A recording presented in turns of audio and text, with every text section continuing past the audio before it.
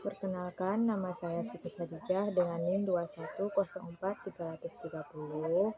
Baik, di sini saya akan mempresentasikan beberapa poin tentang pembayaran dan perdagangan internasional untuk memenuhi tugas mata kuliah ekonomi internasional.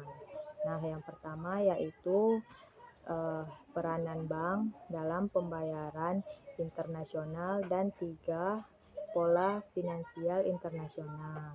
Nah, peranan bank dalam pembayaran internasional yaitu satu sebagai penjamin pembayaran.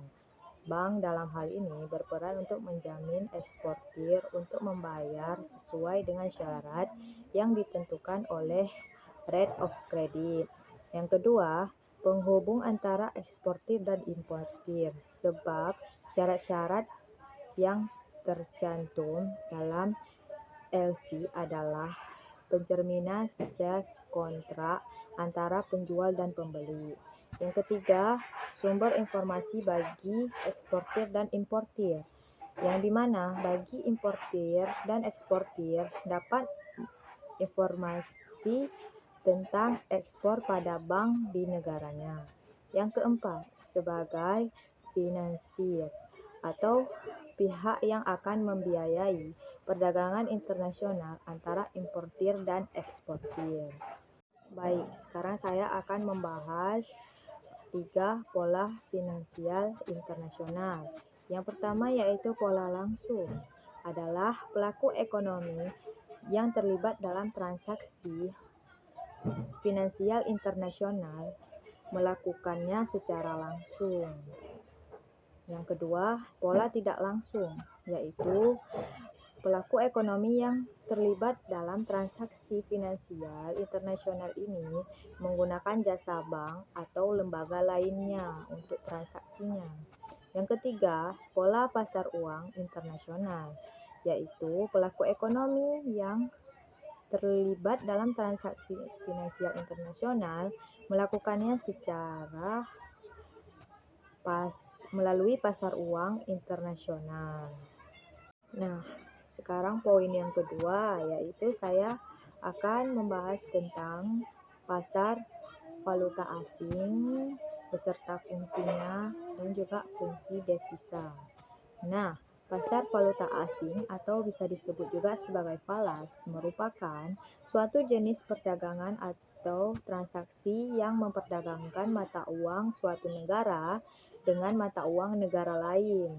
Nah, biasanya mata uang yang mendunia yang diperdagangkan yaitu dolar Amerika Serikat.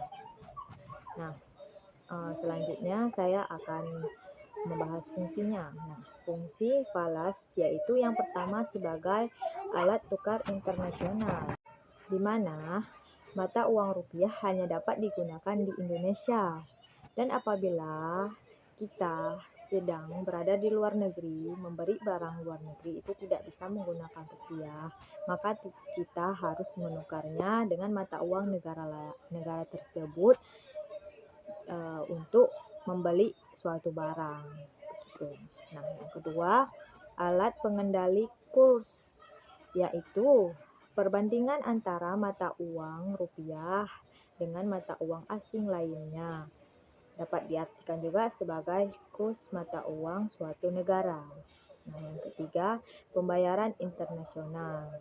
Falas dapat digunakan sebagai salah satu alat pembayaran internasional, yaitu ketika kita berada di luar, maka kita akan membayar suatu barang itu, maka itu disebut dengan alat pembayaran internasional. Nah, yang keempat, alat untuk mempermudah perdagangan internasional, yaitu menjadi alat yang memperlancar proses perdagangan di dunia internasional.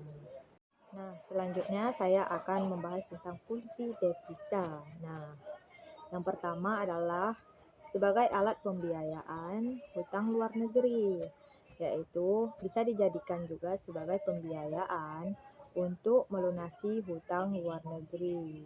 Gitu. Nah, yang kedua, alat pembayaran perdagangan internasional. Saat kita melakukan ekspor impor, membutuhkan alat pembayaran yaitu devisa. Devisa ini juga sering digunakan sebagai alat pembayaran internasional. Begitu. Nah, yang ketiga, sebagai alat pembiayaan hubungan internasional. Nah, jadi di sini untuk menjalin hubungan dengan negara lain membutuhkan biaya operasional. Nah, biasanya biaya operasional ini bisa digunakan dengan devisa. Nah, yang keempat, sebagai sumber pendapatan negara. Nah, dengan devisa, maka pembangunan dalam negeri bisa maju begitu. Sektor keuangannya juga stabil dan pertumbuhan ekonomi akan terjaga.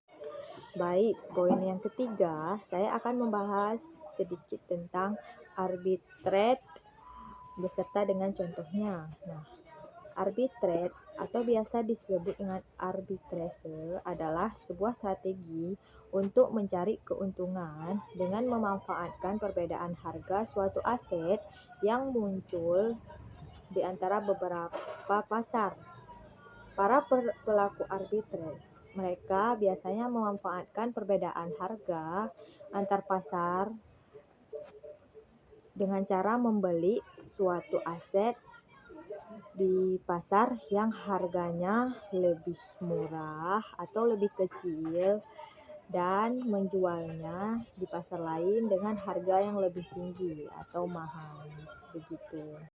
Sebagai contoh, ada satu pelaku arbitrage misalnya. Nah, dia ini membeli suatu barang, misalkan barangnya itu Coca-Cola. Nah, dia membeli di satu pasar itu 6 bungkus itu dengan harga dikatakan $25 misalnya. Nah, dia itu sudah membeli Coca-Cola 6 bungkus dengan harga $25. Nah, dia akan menjualnya dengan harga $30 kepada pasar lain. Nah, di situ dia akan mendapatkan keuntungan sebesar $5 dari Coca-Cola yang dia jual itu. Nah, begitu. Diibaratkannya begitu. Baik, selanjutnya saya akan menjelaskan poin terakhir yaitu tentang hedging beserta contohnya. Hedging adalah strategi trading untuk membatasi atau melindungi dana trader dari fluktuasi nilai tukar mata uang yang tidak menguntungkan.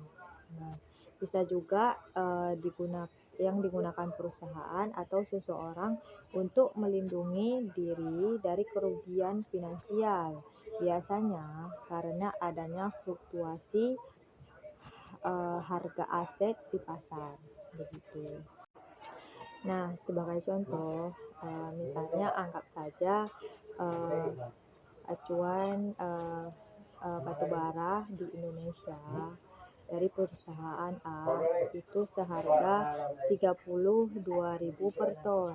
Nah, perusahaan B ingin membeli batubara tersebut 1.000 ton. Nah, dalam waktu 6 bulan. Membeli 1.000 ton batu bara dari perusahaan A dengan acuan tersebut begitu. Maka dari itu perusahaan B mengajukan forward hedging dan perusahaan A pun menyetujuinya. Nah, dengan kesepakatan tersebut berakhirlah kontrak selama 6 bulan. Nah, maka perusahaan B harus mengambil atau membeli batu bara dari perusahaan A tersebut karena sudah ada kesepakatan sudah menyetujuinya begitu. Nah, itulah sedikit contohnya. Nah, bisa disimpulkan, hedging itu adalah sebuah kesepakatan antara pihak penjual dan pembeli untuk melakukan transaksi di masa yang akan datang dan dengan harga yang telah disepakati. Nah, begitu teman-teman. Nah, eh, segitulah penjelasan dari beberapa poin yang sudah saya bahas. Nah, jika kurang paham, eh, bisa ditanyakan di komentar. Nah, sekian pembahasan dari saya. Maka presentasi ini akan saya tutup. Nah, saya sudah menjelaskan tadi beberapa poin. Nah, mohon maaf jika masih kurang jelas dan masih ada salah kata atau kekurangan. Saya mohon maaf yang sebesar-besarnya. Sekian presentasi dari saya. Saya mundurkan diri. Assalamualaikum warahmatullahi wabarakatuh.